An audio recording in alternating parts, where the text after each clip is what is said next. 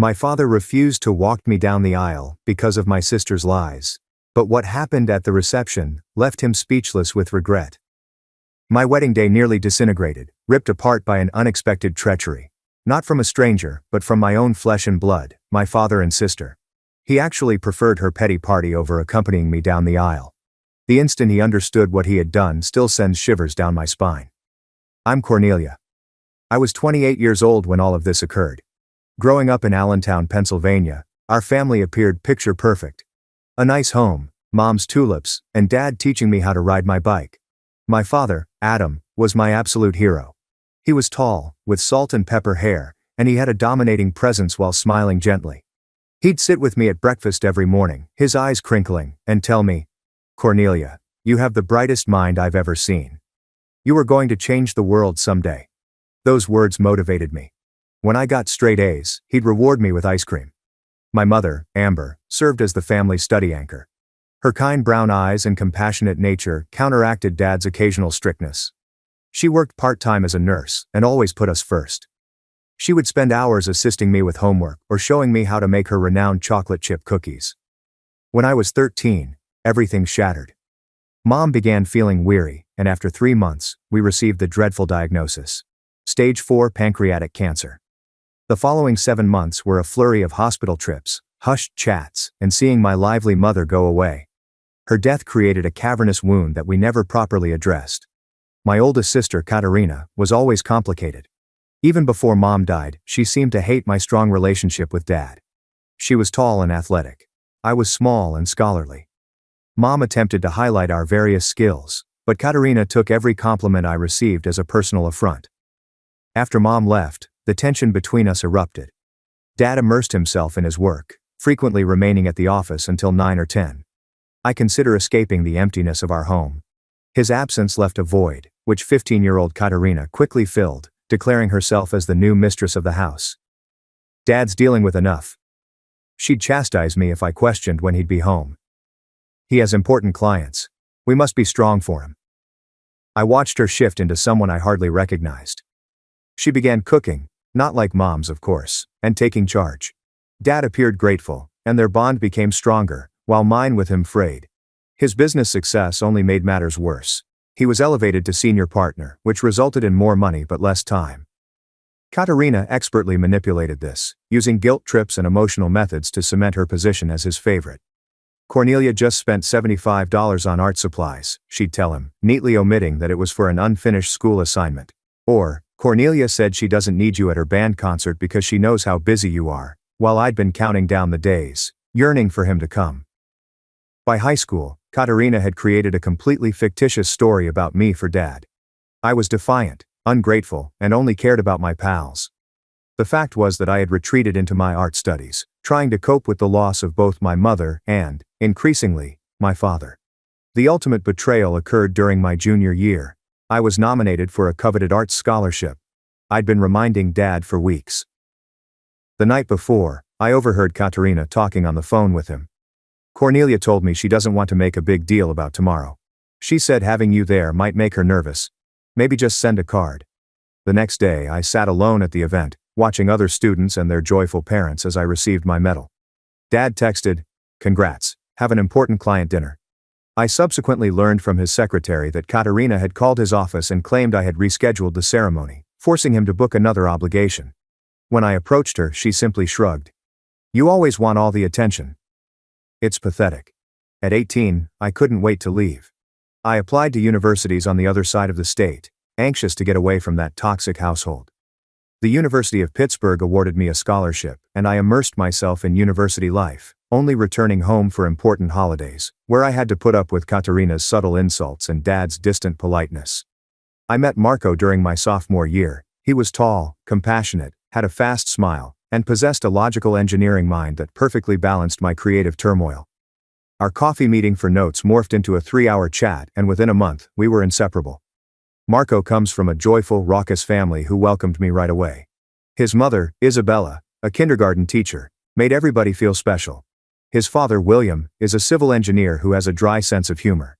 His younger brother, Lucas. They greeted me as if I had always belonged. Marco was my pillar of strength throughout college and our early careers. He understood my family concerns without passing judgment, comforted me when holidays made me cry, and celebrated my accomplishments when my own father failed to recognize them. We relocated to Philadelphia, established our careers, and constructed a life outside of the shadow of my family drama. My monthly chats with Dad were brief and perfunctory.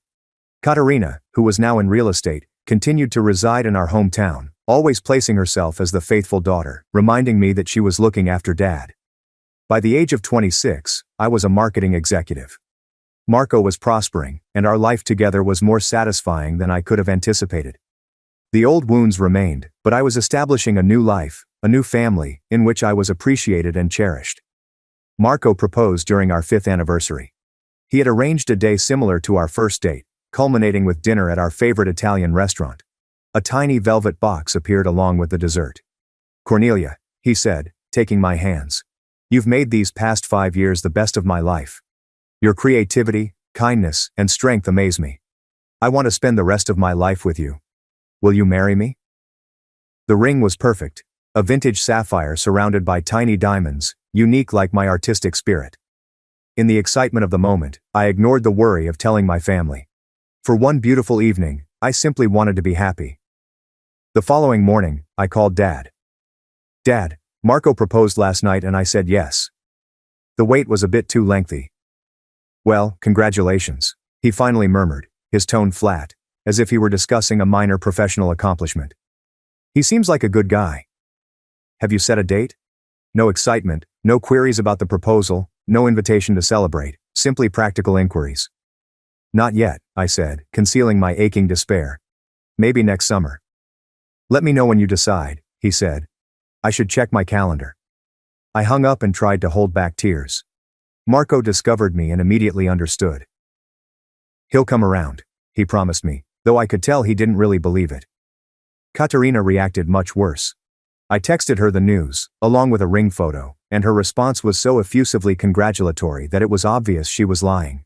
"OMG, congrats little sis, so happy for you. That ring is so pretty." The exclamation points couldn't conceal the raging jealousy beneath. Katerina, 32, had been in a series of short-lived relationships, never finding someone to commit. Despite their lackluster response, we persisted. We settled on June 15th, which is 9 months away. The date worked for Marco's family, my friends, and most significantly, my father, who confirmed his availability. We sent out save the dates. Dad sounded fairly enthusiastic. "I put it on my calendar," he stated. Katerina also mentioned it. "Actually, Dad," I admitted cautiously, "I was hoping you'd walk me down the aisle." Another pause, this time with true feeling. "I would be honored, Cornelia." That brief moment of connection filled me with optimism. The following months were spent in a frenzy of planning, venue tours, caterers, and clothing fittings. Marco's mother, Isabella, accompanied me to numerous appointments, offering recommendations, never overbearing, and always enthusiastic. "You are going to be the most beautiful bride," she assured me at my first dress fitting, tears in her eyes as I walked out in a fitted lace gown. I was strongly aware of my own mother's absence at that moment. Isabella recognized that and gently squeezed my palm. "Your mom would be so proud of the woman you've become." I also became close to Marco's uncle, Anton, Isabella's brother-in-law. Anton was in his early 60s, a retired English professor with silver hair and warm eyes. He never married or had children, but he cared deeply about Marco and Lucas. At family gatherings, Dad would always talk to me about books, art, and my work. He was not just politely interested, he actually listened. "You have a remarkable eye for what moves people," he commented after I showed him the campaign I had created. "That's a rare gift." His real joy was in sharp contrast to my own family. Dad confirmed his appearance but never inquired about the intentions. Katerina declined to be a bridesmaid, citing job responsibilities, but stated that she would attend. Then, 5 months before the wedding, I saw some alarming symptoms. Katerina began posting vague social media updates about a large event she was arranging. I called, but she was evasive. "Just something for work. Nothing for you to worry about." But as our date approached, more posts appeared. Venue scouting, catering choices, and mentioning June as a possible date. I attempted to push down the knot of fear that had developed in my stomach. The shocking news came 3 months and 1 day before our wedding. Katerina beckoned, her voice full of fake kindness. "Cornelia, I wanted to let you know personally before you see it on social media. I'm hosting a career achievement party on June 15th. I finally hit my sales target to become a broker, and the firm is throwing me a huge celebration. My blood became chilly. Katerina, that's my wedding day. You received the save the date 8 months ago. Did I? She pretended amazement.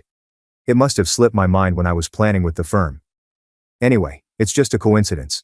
My event is earlier, starting at 11 a.m. at the country club. It should be winding down around the time your ceremony starts at 4 p.m., so it works out perfectly. Perfectly? I said, my voice rising. You're scheduling a party on my wedding day, knowing Dad will have to choose. Dad can attend both, she responded calmly. He's so proud of my achievement. But I'm sure he'll make it to your wedding too. It's not that far a drive. The country club was over 2 hours away from our site, making it physically impossible for anyone attending her function to make it to our ceremony, especially the bride's father, who needed to arrive early. I hung up and immediately called Dad, hoping he could see through Katerina. Dad, did you know Katerina scheduled her work party on my wedding day? Yes, she mentioned it, he answered casually. It's unfortunate timing, but these work events can be hard to reschedule. It's a big achievement for her. But Dad, how will you attend both? You're supposed to walk me down the aisle. I'll make it work, Cornelia. I'll go to the first part of Katerina's event, and then drive over for your ceremony. There's no need to make this a bigger issue than it is. But as the weeks went, I could feel him wavering. He began mentioning the traffic, asking if we could move the ceremony back an hour, and questioning if I really wanted him for pre-wedding photos. Despite the mounting strain, we persisted with our plans. Final fittings, photographer appointments, flowers, and welcome packages. Marco and his family remained supportive, but I could tell they were growing anxious about my father's devotion. Then, 2 weeks before the wedding, I received a call that confirmed my worst concerns. It was Tuesday evening. My phone rang as I was reading seating charts. Cornelia, Dad said, his voice uneasy. I need to talk to you about the wedding. I've been thinking about the logistics for June 15th, and I don't think I can make it to the ceremony on time. Katerina's event is really important to her career, and as her father, I need to be there for the whole thing. The timing just doesn't work out. I grasped the phone, trying to keep my voice steady. You're choosing not to walk me down the aisle at my wedding. It's not about choosing, he responded defiantly. It's about practical timing. Katerina's event is earlier and I can't be in 2 places at once. Maybe you could ask Marco's father to walk you down the aisle, or your friend's dad. I'm sure someone else can do it. Someone else. As if leading your daughter down the aisle was an interchangeable chore that could be handed to a stranger. I see, I said, my voice barely audible. I'll still come to the reception, he said, as if this were a generous compromise. I should be able to make it by 7 or so, depending on traffic.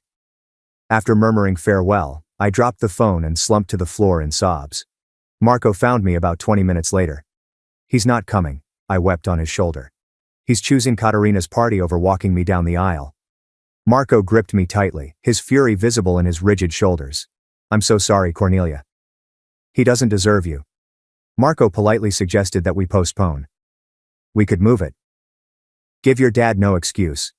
The thought had crossed my head, but something within me revolted. No, I replied firmly. I am not rearranging our wedding because of Katerina's manipulations. That's exactly what she wants.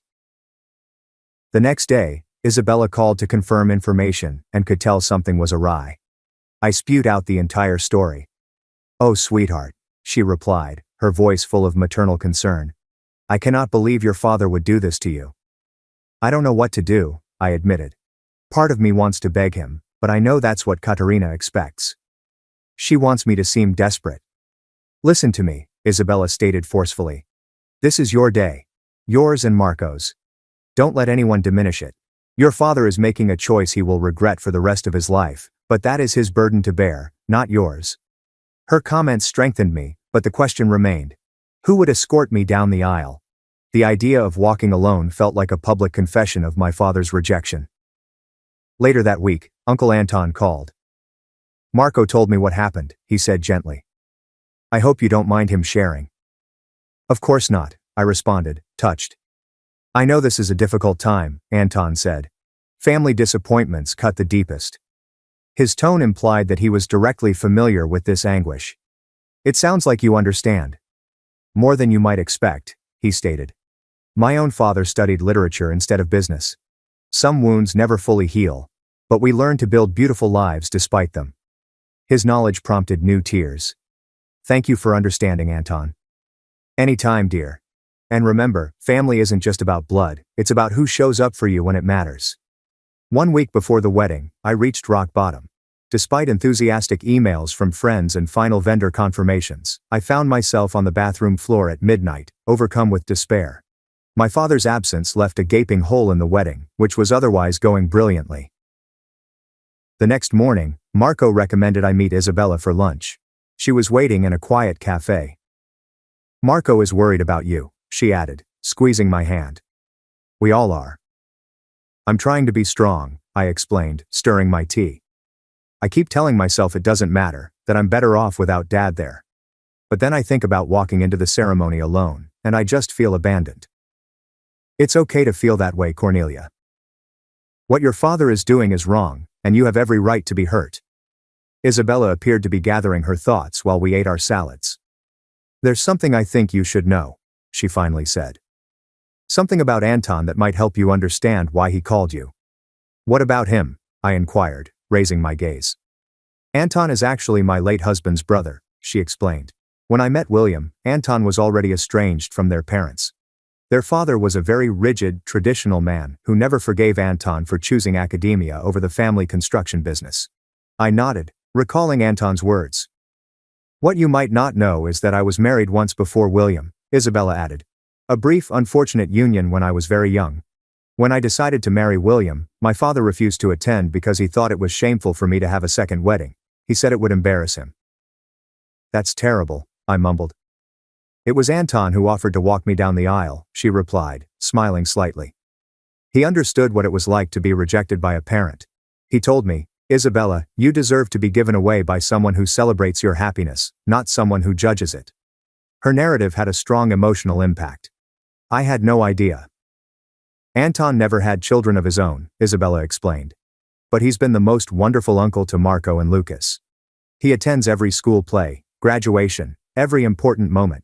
She was too polite to say it outright, but the thought began to shape in my head. Do you think, I said with hesitation, would it be inappropriate to ask Anton if he would walk me down the aisle? Isabella's eyes flooded with tears. Oh, sweetheart, I think it would mean the world to him, but this has to be your decision. I spent the next day thinking about it. Anton had always expressed real interest in my life and been nothing but nice. There was something romantic about being escorted down the aisle by someone who understood parental rejection. That evening, I phoned Anton. We met in a bookstore cafe. When I arrived, he was already there, with a stack of books and 2 coffees ready. I took the liberty of ordering your usual, he replied with a friendly smile. Vanilla latte with an extra shot. Right. The fact that he recalled such a minor thing simply reinforced his personality. After some small chat, I found my courage. Anton, there's something I wanted to ask you.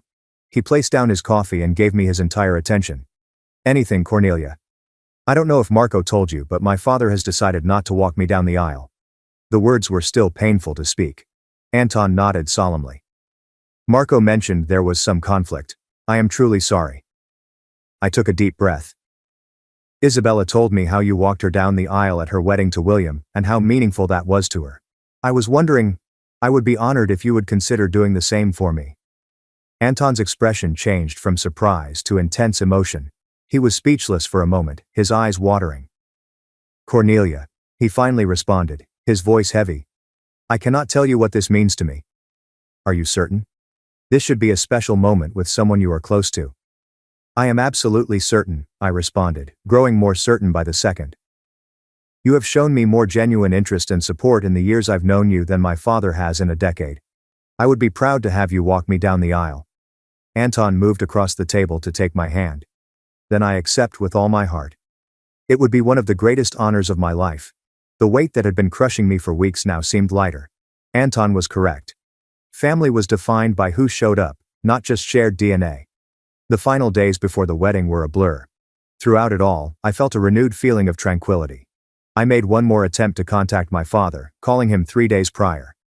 Dad, I just wanted to confirm whether you're still planning to come to the reception. Yes, I should be able to make it after Katerina's event, he said, appearing distracted. Probably around 7:30 or 8. I swallowed hard. I also wanted you to know that I've asked Marco's uncle, Anton, to walk me down the aisle. A pause. Who? Anton Harris, Marco's uncle. He's been very supportive. I see. His tone was unintelligible. Well, I suppose someone has to do it if I can't be there on time. His contemptuous attitude simply proved that I had made the right decision. Anton presented a toast the night before at our rehearsal dinner that moved many people to tears. To Cornelia and Marco, he added, raising his glass. True love is not just about finding the right person, but also about creating a family of choice that supports and celebrates you. I am deeply honored to play a small role in your special day. Later, when the visitors left, I checked social media one final time. Katerina's posts on her career celebration featured minimal decorations in her flat, with roughly a dozen individuals tagged. It was obviously not the large corporate function she had described. She had booked a normal house party expressly to conflict with my wedding. The knowledge should have hurt, but instead I had a peculiar sense of clarity. The scales have now slipped from my eyes regarding the genuine nature of my sister's emotions. Her jealousy was so intense that she sabotaged one of the most important days of my life out of vengeance. I closed the app, determined not to let her criticism affect me. Tomorrow's focus would be on love rather than family drama. I awoke on my wedding day to sunshine. My bridesmaids came, their enthusiasm infectious. As my friend Alina's hair was being styled, my phone rang with a text from Dad. Good luck today. Katerina's event starts at 11 o'clock. If it wraps up early, I might be able to make it to the reception by 7 or 8. Save me some cake. Not a single word of sorrow for missing the event. Not even congrats or, I love you. Just a reminder that Katerina's party came first. I passed the phone to my bridesmaid Cassandra, unable to answer. He's unbelievable, she mumbled, hugging me in support. Try not to let it ruin your day. Anton knocked at midday, dressed elegantly in a tuxedo and clutching a small gift package. I hope I'm not intruding, he explained. I just wanted to drop this off for Cornelia. I invited him inside. You look absolutely radiant, he murmured, his eyes crinkling with real affection. Marco is a very fortunate young man. Thank you for coming by, I said. And for everything else. Anton handed me the box. I wanted you to have this today. It belonged to my mother and I've been saving it for a special occasion. Inside was a gorgeous vintage handkerchief trimmed with lace and small blue flowers. Something old, something blue, Anton explained. My mother carried it on her wedding day in 1930. I thought perhaps you might like to have it with you today. Tears welled in my eyes. It's beautiful, Anton. I would be honored. There's one more thing, he explained, bringing out a little velvet pouch. Isabella asked me to give you this. It was meant to be a surprise. Inside was a beautiful silver bracelet with a single charm, a paintbrush and a pen. She remembered you telling her how you loved both writing and painting as a child, Anton said. She wanted you to have a reminder of your creative spirit. The thoughtfulness overwhelmed me. These folks, who had no blood relationship with me, were more concerned about my pleasure than my own family. Please thank her for me, I said, securing the bracelet. This means so much. Anton nodded with understanding. I should let you continue getting ready. I'll see you before the ceremony. As the afternoon continued, I concentrated on the bliss. My bridesmaids helped me put on my dress. With my hair up, Mom's pearl earrings, Isabella's bracelet, and Anton's handkerchief tucked into my bouquet, I felt prepared. At 3:30 p.m. the photographer was finished. Isabella arrived. Oh, Cornelia, she sighed, tears in her eyes. You are absolutely stunning. She hugged me gently. Anton is waiting in the lobby whenever you're ready. 10 minutes before 4, I headed to the garden terrace. Through the glass doors, I could see 90 people, the flowery arch where Marco was waiting, and the string quartet. Anton stood in the anteroom, slightly worried but composed. When he saw me, his face was full of pride. Are you ready? He inquired gently. I nodded, too moved to talk. He offered his arm. The doors opened as the opening notes of Canon in D began to sound. Walking down the aisle with Anton, I felt a strange combination of emotions. Regret for my father's decision to miss this moment, but also thankfulness for the man who had stepped in with such grace and love. Marco's expression as he saw me approach was worth every minute of planning, family strife and tears poured. His eyes radiated love and wonder.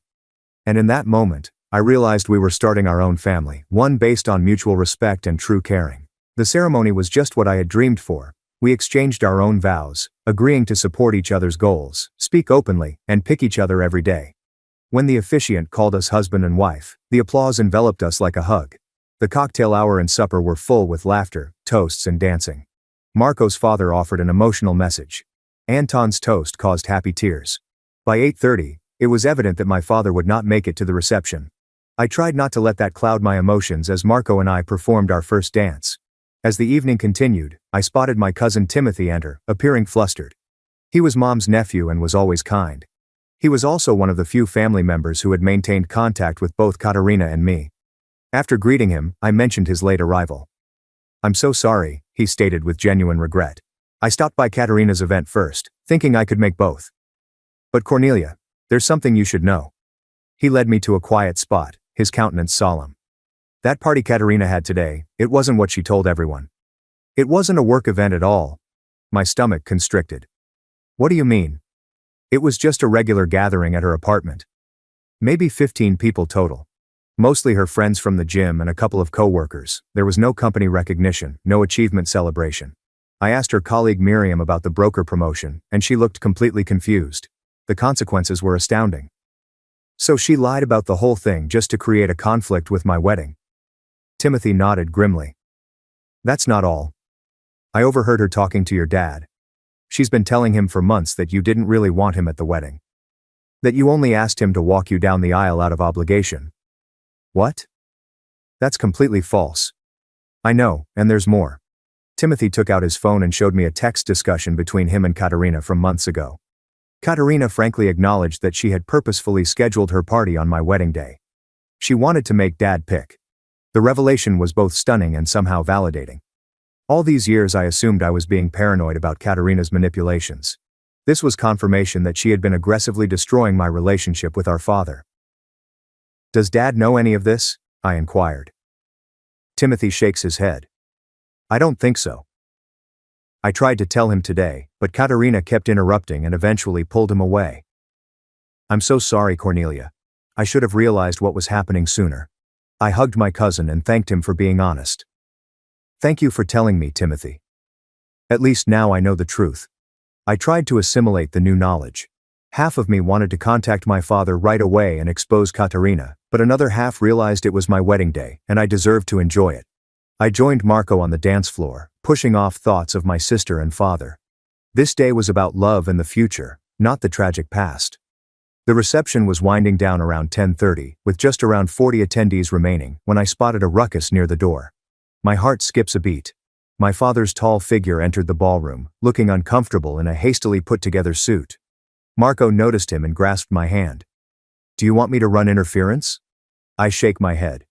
"No, I need to handle this." My father approached uncomfortably, carrying a little present bag. "Congratulations," he replied stiffly, moving in for a similarly stiff hug. "Sorry I'm late." Katerina's thing ran longer than expected. The cavalier manner he mentioned missing my entire wedding ceremony made my blood boil, but I remained calm. "I'm glad you could make it for the last hour of the reception." If he perceived sarcasm, he did not recognize it. He looked around the room. "It looks like it was a nice wedding," he said, as if referring to a movie he had missed. "It was beautiful," I said. "Perfect, actually." An awkward stillness fell. Then he threw the present bag toward me. "This is from Katerina and me. A set of crystal wine glasses."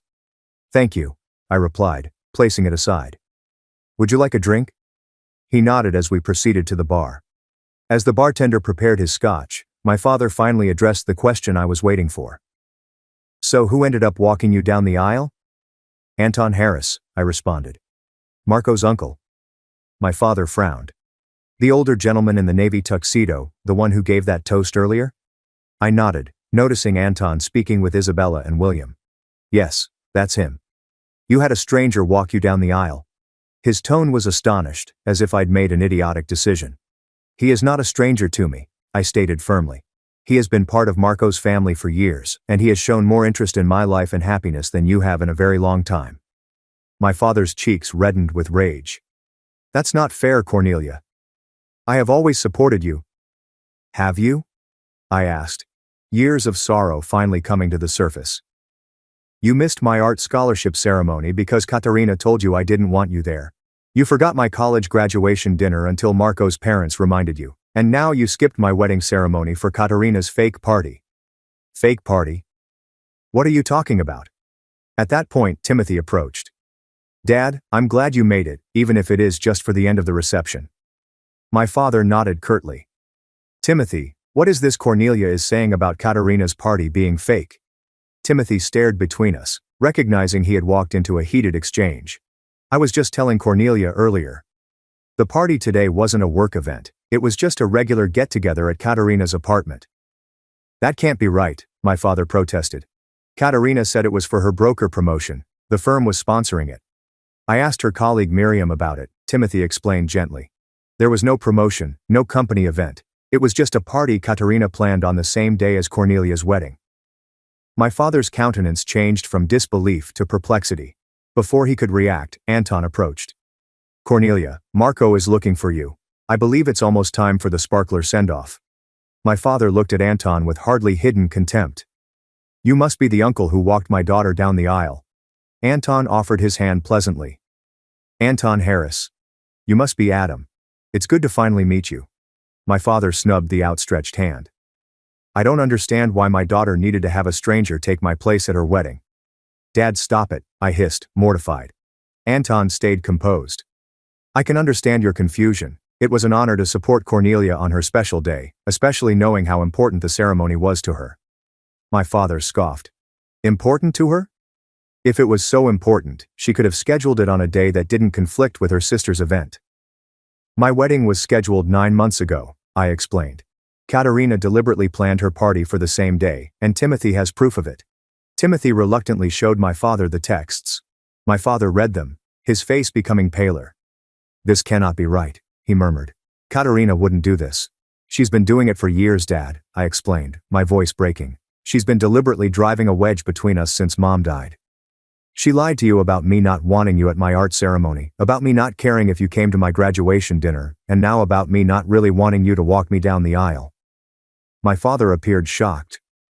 She told me you said having me walk you down the aisle would be embarrassing because we aren't close anymore. She said you only asked out of obligation. That is absolutely not true, I insisted.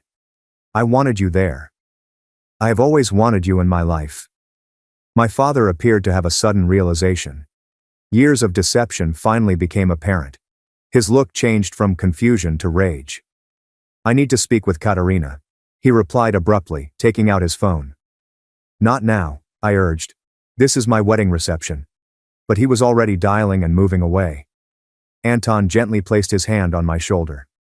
I'm so sorry about this, Cornelia. Should I get Marco? I nodded graciously. Anton reappeared moments later, along with my new husband. Marco assessed the situation immediately and wrapped a protective arm over me. What happened? Before I could explain, my father returned, his face flushed with rage. Katerina hung up on me. I'm going to her apartment right now to get the truth. Dad, please, I pleaded. Can this wait until tomorrow? This is supposed to be a celebration. I need to know if what you are saying is true, he stressed. If Katerina has been lying to me all these years. She has, Timothy replied gently. I'm sorry, Uncle Adam, but it's true. My father stared at me, then at Anton, who was standing alongside Marco and me. Something about seeing us together seemed to incite a new rush of rage in him. So, you replaced me with him? He shouted, pointing to Anton. Some random old man you barely know? Anton moved forward, his voice quiet yet forceful. Mr. Evans, I understand you're upset, but this is neither the time nor place for this conversation. Today is about Cornelia and Marco's marriage, not about past grievances. Don't tell me what this day is about, my father demanded. She is my daughter. Then perhaps you should have acted like her father, Anton said calmly. Being a father means showing up not just when it's convenient, but when it matters most. The basic reality of Anton's comments struck my father like a physical blow. He peered at Anton, then at me, his rage fading into something resembling shame. I need to go, he remarked abruptly. I need to talk to Katerina. He turned and walked away without saying anything further, creating an awkward stillness. Marco drew me closer. Are you okay? I nodded, even though tears threatened. I just wish he could have seen the truth sooner. Anton's constant presence beside us was soothing. Family revelations are never easy, Cornelia. but sometimes they are necessary for healing to begin. Isabella and William joined us. "Don't let this overshadow your beautiful day," Isabella murmured, holding me. "You and Marco deserve all the happiness in the world." We rejoined the remaining guests for the sparkler send-off, forming a magnificent tunnel of light. Despite the incident, as Marco and I rushed to our waiting car, I felt a strange sense of calm. The truth was ultimately revealed. Whatever occurred next, I had a new family who genuinely respected me. Marco and I spent 2 wonderful weeks honeymooning in Greece. The distance enabled me to process everything. I switched off Dad and Katerina's notifications, determined to enjoy our special time together. But when we got back, reality was waiting in my voicemail and email inbox. My father sent 5 messages, each one more regretful. The third one, left 3 days before we returned, was especially raw. "Cornelia, I don't know if you're listening to these, but you were right about Katerina. After the wedding, I confronted her with those text messages Timothy showed me. At first, she denied everything, but when I pressed her, she finally admitted the truth. She's been manipulating both of us for years. I understand if you never want to speak to me again, but I hope someday you'll give me a chance to make this right. I am so sorry I missed." Katerina left no messages, only a frigid email explaining that she was taking a break from family issues and would be traveling forever. I sat on our couch and stared at my phone. Marco sat alongside me and held my hand. "What are you thinking?" he finally inquired. "I don't know," I admitted. Part of me feels vindicated that Dad finally sees the truth, but another part is just sad for all the years we lost. "Do you want to call him back?" he inquired. I considered it. "Not yet. I need some time to figure out what I want this relationship to look like going forward, if I even want one at all." The next few weeks were filled with thank you messages, returning to work and adjusting to married life. I remained in regular contact with Marco's family, particularly Anton, who called every Sunday evening. "How are you doing, Cornelia?" he'd inquire, his voice filled with genuine concern. We'd speak about books, work, and deeper issues like family and forgiveness. Anton never pressed me to reconnect with my father, but his own experiences provided significant insight. "Forgiveness is not about excusing the behavior," he informed me during a phone chat. "It is about freeing yourself from the burden of resentment. Whatever you decide, make sure it brings you peace." A month after we returned, I finally contacted my father. We met in a neutral cafe. He was already there, looking older and worn. He stood awkwardly. "Cornelia, thank you for coming," he murmured in a husky voice. We sat down and ordered coffee. "I don't even know where to begin," he added as our beverages arrived. "I failed you so completely." "Yes, you did," I said, without sugarcoating it. "But I want to understand how it happened. How did you not see what Katerina was doing all these years?" He breathed deeply. "After your mother died, I was lost. Katerina stepped up and I was grateful. It was easier to believe her version of events than to face my own grief and inadequacy as a single parent. She became my connection to you, filtering everything. By the time you left for college, I believed her narrative that you were pulling away.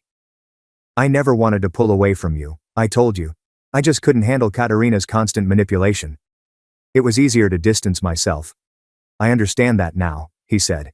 "When I confronted her, she finally admitted everything. She's been jealous of our relationship since you were a child. She felt I always favored you, and after your mother died, she saw an opportunity to have me all to herself. Have you spoken to her since?" He shakes his head. "She left for Florida the day after I confronted her. She's staying with a friend in Miami and refuses to discuss what happened. I don't know when or if she will come back."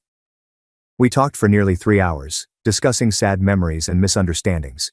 Tears flowed, recriminations were exchanged, and understanding began to emerge. "I want to try to rebuild our relationship," my father explained as we prepared to leave. "I know I don't deserve another chance, but if you're willing, I'd like to get to know the amazing woman you've become." "I need to think about it," I admitted honestly. "This isn't something we can fix in one conversation." He nodded and accepted my boundary. "Take all the time you need. I'll be here when you're ready." Over the next few months we began a painstaking reconciliation. Weekly phone calls became routine visits. I properly introduced him to Marco's family, especially Anton, who welcomed my father with great grace, despite their difficult first meeting. 3 months after our first reunion, my father proposed a family supper at his house for Marco's parents and Anton. It was a preliminary step toward combining our families. While there were awkward moments, everyone made a real attempt. After supper, I discovered my father and Anton in the living room, deep in conversation. "I want to thank you for being there for Cornelia, even when I wasn't," my father said. "Walking her down the aisle should have been my privilege, but you did it with honor." Anton nodded attentively. "She is a remarkable young woman. You should be very proud of who she has become, largely through her own strength and determination." "I am," my father confirmed. "I just wish I had been more present to see it happening." Their discourse gave me hope that the scars of the past may be healed with time and effort. Katerina stayed distant, sending bland texts or holiday cards but avoiding actual conversation. I came to realize that certain relationships may never be mended, and that was fine. 6 months after the wedding, we celebrated our first Thanksgiving as a married couple. Our dining table was full of Marco's family, my father, cousin Timothy, and a few close friends. Katerina was invited but rejected. My father's voice broke with emotion as we went around the table giving our thanks. "I am thankful for second chances," he added simply, "and for a daughter whose capacity for forgiveness humbles me every day." When it was Anton's turn, he grinned brightly across the table. "I am thankful for the reminder that family is created through love and choice, not just biology. And I am especially thankful to have gained another niece in Cornelia, whose courage and grace inspire me." On our 1-year anniversary, Marco and I hosted a modest dinner party. Anton surprised us with a toast that brought me to tears. 1 year ago, I had the privilege of walking this beautiful young woman down the aisle to marry the man she loves. What began as an honor became one of the greatest gifts of my life, the opportunity to be part of Cornelia and Marco's journey. May your marriage continue to grow in strength and joy, and may you always remember that true family consists of those who choose to love you, even when it's difficult. As I reflect on the path that led us here, I realize that even life's most serious wounds can lead to unexpected healing. My father's absence on my wedding day resulted in Anton's presence, which served as a bridge for my father's ultimate comeback into my life. My family now encompasses both those I was born into, and those I choose. All faulty, but each valuable in their own way. I've realized that forgiveness does not imply forgetting or excusing destructive behavior. It entails releasing yourself from the weight of anger and setting boundaries that safeguard your heart while allowing for development and progress. The parent who takes you down the aisle should be someone who has stood by your side through life's hardships, supporting and loving you wholeheartedly. Occasionally that individual shares your DNA, and occasionally they enter your life through other means.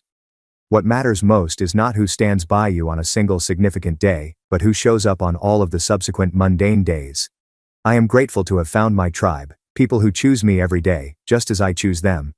Remember that sometimes the most beautiful families are those we build through love and choice, rather than the ones we are born into.